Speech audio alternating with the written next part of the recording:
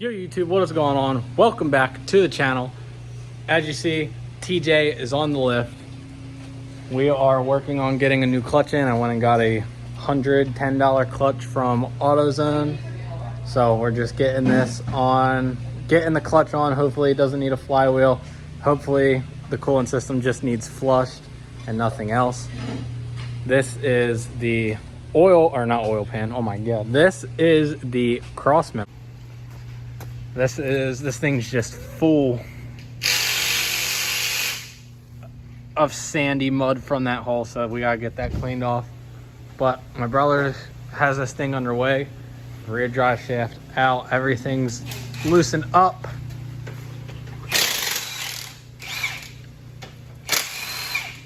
This thing's gonna need a really good cleaning after she's back and good on the road.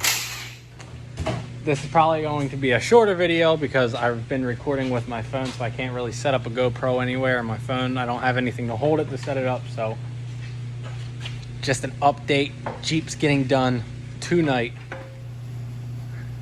Well, thanks to Mr. Muscles over here and all the brain knowledge of this, trans is out. As you can see, filthy.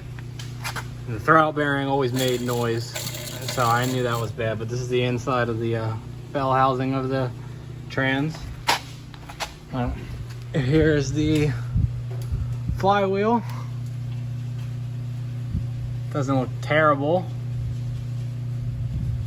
Not that bad, in my opinion.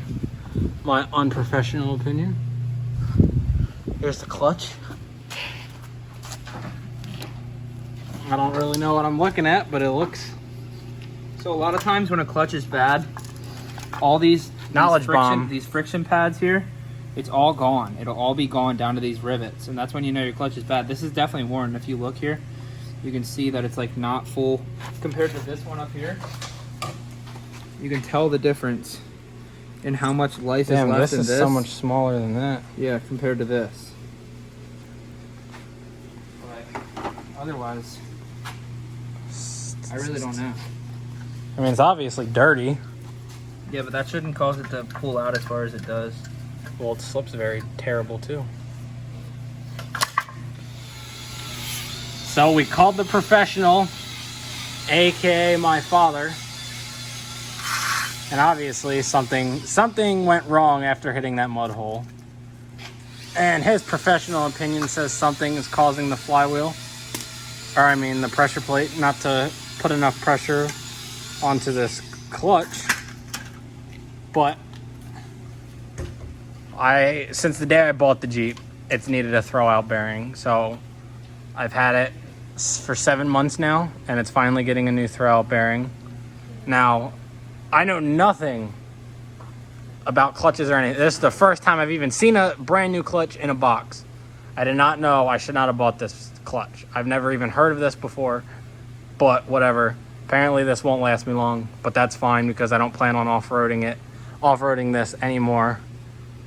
The Green XJ is meant for off-roading, and in the next video you'll see what's going on for our next project.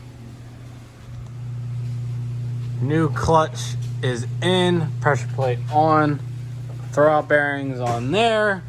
That's greased up. That's also cleaned up. Cross members cleaned up.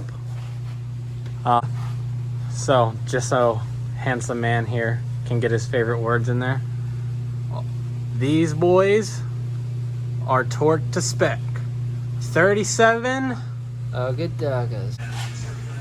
All right guys, so I mean this is going as smooth as it can, but I just wanted to point something out. Now, you know my Rubicon, just a Rubicon with 33s, no suspension lift, no bump stops, should not be going to Roush Creek on the black trails at least. It gets banged up. I mean, look at my oil pan, still perfect oil pressure. But check out this control arm. I don't think I've ever seen anything like this before. This is just crazy looking. Kind of funny, but more reason to get an aftermarket lift on here. RIP, little guy, RIP. on the door. What? I got him.